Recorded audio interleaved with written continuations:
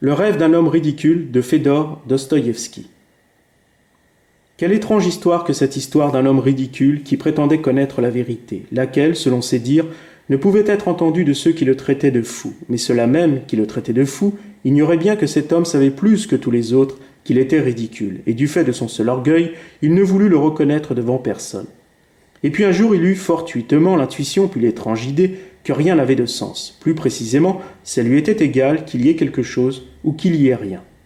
Pris d'un vertige nihiliste, plus rien n'avait d'importance, aussi bien l'injustice causée par les hommes que les hommes eux-mêmes, au point de ne plus les remarquer. Cet état d'esprit le mena à l'idée du suicide. Le revolver lui parut le moyen adéquat pour accomplir cette délicate tâche. Ce qui arriva par la suite fut invraisemblable, pour ne pas dire saugrenu ou extravagant. Quoi qu'il en soit, si un terme doit être usité pour qualifier la suite de l'histoire, il doit tenir compte des effets fantasmagoriques que peut produire un esprit aussi ingénieux que celui de Dostoïevski. Ainsi le revolver demeura muet, et notre homme ridicule s'endormit aussitôt. De là, dans un rêve, il s'empressa de prendre le revolver pour se tuer. Se sentant aussi mort qu'un mort, bien qu'il n'a jamais senti ce que c'est d'être mort, mais quoiqu'il fût endormi, il put imaginer que mourir, c'est un peu dormir, il perçut alors qu'il était dans un cercueil fermé, du moins par le tangage que peut produire un cercueil lorsqu'il est mené sous terre. Et puis, au bout de quelques jours, il quitta l'obscurité de son cercueil pour celle de l'espace, et fut conduit, par une curieuse créature sombre, vers un lieu inconnu où résidait un soleil identique au nôtre et une terre similaire en apparence à la nôtre.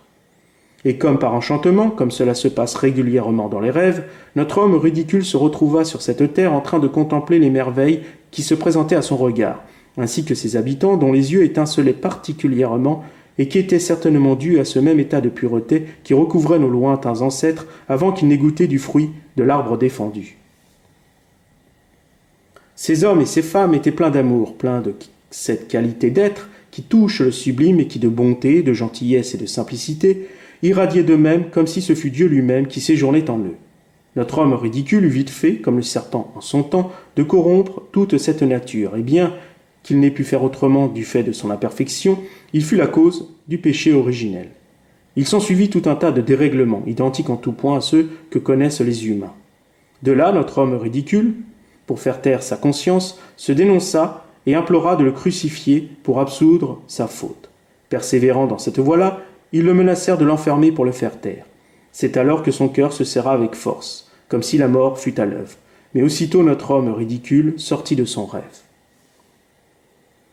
C'est par l'intermédiaire de ce rêve que Dostoïevski va faire prendre conscience à notre homme ridicule de la vérité. Selon Dostoïevski, le mal serait, depuis le péché originel, l'état normal des hommes, et bien que cela constitue la vérité pour notre homme ridicule, depuis qu'il a vécu en rêve l'effrayante transition, le commandement de l'homme de Nazareth demandant de s'aimer les uns les autres devint une évidence, de manière axiomatique, et comme la solution à tous les problèmes.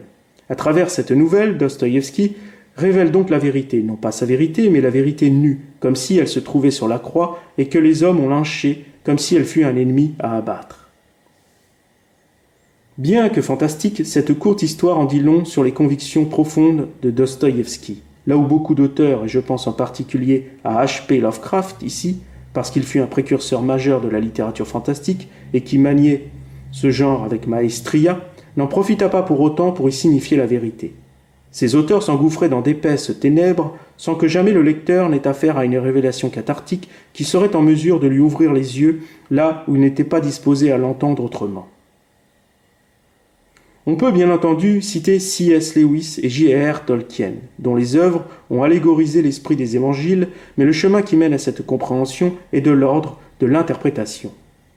À travers son homme ridicule, Dostoïevski s'est peut-être dépeint lui-même, comme si il s'était rendu coupable d'une quelconque désorientation spirituelle envers autrui.